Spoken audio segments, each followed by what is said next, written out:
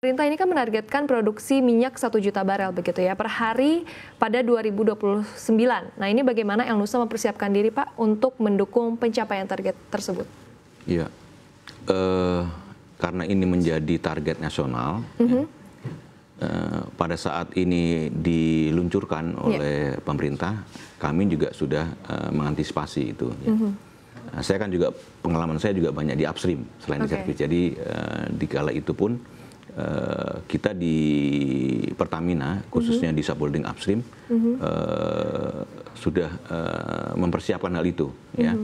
Kita tahu bahwa sekarang ini Pertamina kan hampir 70% sebagai produksi minyak ya, dan gas ya hampir 60-an persen, 65%. Nah, karena ini sudah menjadi target nasional, suka tidak suka, mau tidak mau, kami harus ikut di situ ya, untuk menopang itu dan menyiapkan dari semua resources kami, ya, baik itu manusia, investasi, maupun kesiapan equipment kami, ya, khususnya kami mempersiapkan bagaimana memaintain equipment kami, kemudian juga membicarakan dengan klien kami mengenai kontrak-kontrak yang ada, gitu ya, supaya produksi dari klien kami itu bisa terjaga sesuai yang mereka janjikan kepada pemerintah. Dalam hal ini mungkin KSK Migas atau Migas ya. Nah itu yang selalu kami bersama-sama dengan klien dan juga regulator untuk melihat hal-hal yang harus kami siapkan dan tentunya menyikapi kalau terjadi perubahan dari parameter-parameter yang ada, seperti itu. Oke, nah untuk mendukung dalam mencapai target ini Pak Hendro, apakah El Nusa akan lebih fokus untuk berinvestasi di aset atau di sumber daya manusianya nih Pak Hendro? Fokus kami itu tentunya di orang dulu ya, orang dulu, karena orang tentunya menjadi peran penting sebelum bisnis itu dibangun. Ya. Nah, jadi memang orang kadang-kadang kan dihitung sebagai intangible, ya. Nah ini kami tetap proporsional untuk memberikan porsi kuenya, ya, baik itu orang maupun equipment gitu loh. Nah, kalau ada orangnya aja, equipment yang nggak ada kan nanti juga nggak produktif orangnya. Nah, ini kita imbangi dengan kalau kita mau invest satu bisnis ini, bagaimana impact equipment dan orang. Itu selalu kami hitung dan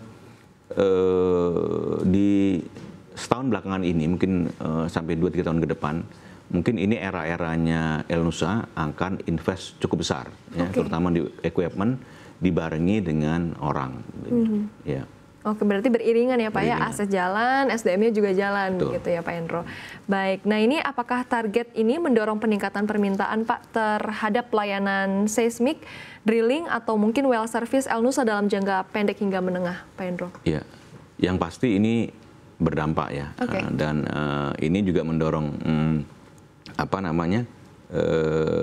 usaha-usaha kami, khususnya pelayanan kami dari sisi upstream ya, baik itu seismik, kemudian pekerjaan di sumuran, drilling, dan juga well service. Untuk merespon atau memberikan layanan terhadap di Pertamina Group, itu menjadi fokus kami tentunya. Dan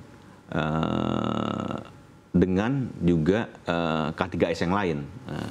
Itu yang selalu terus kami lakukan, sehingga target ini memang harus menjadi poin yang penting, karena kita tahu ini adalah bicara mengenai kedaulatan dan ketahanan energi di negara kita ini. Gitu loh. Kami ingin berperan aktif dari sisi hulu migas ya, khususnya di jasa servis. Kira begitu Mbak Bung. Oke, baik. Nah Pak, kalau dari El Nusa sendiri, untuk jasa hulunya itu lebih banyak offshore atau onshore Pak? Saat ini yang paling banyak itu adalah onshore. Karena memang mostly lapangan-lapangan migas yang dimiliki oleh Pertamina itu mostly ada di onshore. Nah baru mungkin 3 tahun belakangan ini kita go to offshore. Nah, dulu saya pernah tampil di sini juga waktu itu di perusahaan saya yang sebelumnya. Saya memegang wilayah di Indonesia Timur ya. Nah di situ kan juga banyak blok-blok atau wilayah kerja baru yang mostly adanya di offshore, dan itulah masa depan migas kita adanya di offshore dan go to east lah kira-kira gitu ya. Dan future become gassy. Nah, itu yang tentunya kami di perusahaan jasa migas harus mengantisipasi itu gitu loh. Kita sudah membangun capability offshore ya. Ada beberapa roadmap yang sudah kami siapkan dari setahun 2 tahun yang lalu dalam menangkap dari peluang bisnis di offshore. Ya. Tapi kalau secara potensi Pak di Indonesia sendiri lebih besar mana Pak, onshore atau offshore sendiri? Di awal-awal bisnis atau energi migas di tanah air kita ini diawali dengan onshore, sejalan dengan teknologi yang ada tentunya. Nah tapi lambat laun mungkin sudah jenuh ya, dan juga semua basin-basin itu sudah tereksplor.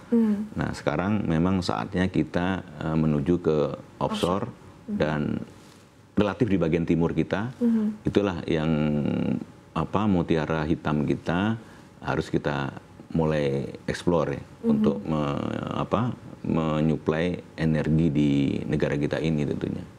Ya. Oke, baik. Pak, apakah ada wilayah kerja baru di Indonesia begitu ya, atau kawasan regional yang tengah dijajaki oleh El Nusa untuk ekspansi jasa hulu migas?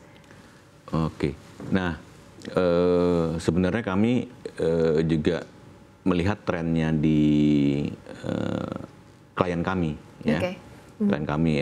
Jadi kami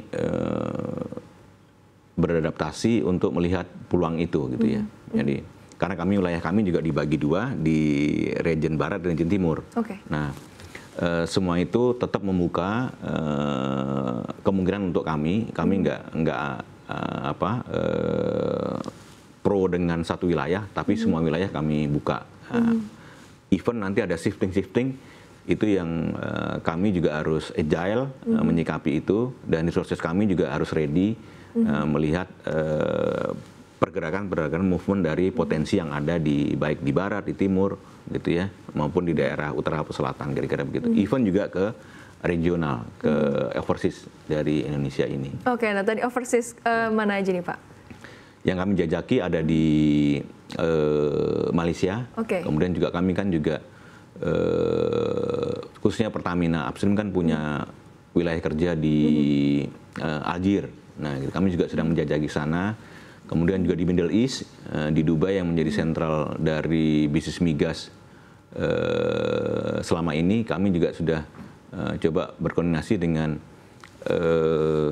sister company kami, yaitu Pertamina International, yang ada di Dubai, untuk coba melihat peluang-peluang di sana, untuk untuk mengikuti offering-offering jasa yang dilakukan di Middle East.